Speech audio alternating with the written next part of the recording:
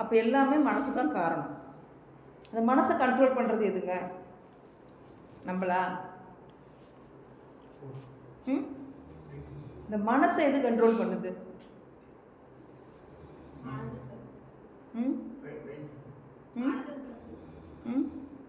சொல்லுங்க தானே அதெல்லாம். சொல்லுங்க, அவங்கவுங்களுக்கு தெரிஞ்சு சொல்லலாம், ஒன்றும் தப்பு இல்லை. இது ஒன்றும் ஐஏஎஸ் எக்ஸாம்லாம் இல்லைங்க. நம்ம உடம்பை நம்ம அறிஞ்சிக்கிறோம், அவ்வளோதான். நம்ம உடலையும் மனசையும் அறிஞ்சிக்கிறோம், அதுக்கு தான் ஒரு நல்ல வாய்ப்பு.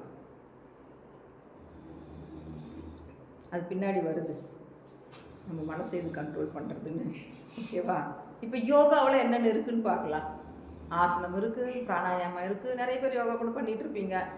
மூச்சு பயிற்சி இருக்குது, முத்ரா இருக்குது, சக்கராஸ் இருக்குது, தியானம் இருக்குது, சூரிய நமஸ்காரம் இருக்குது, சந்திர நமஸ்காரம் இருக்குது, பந்தம் இருக்குது.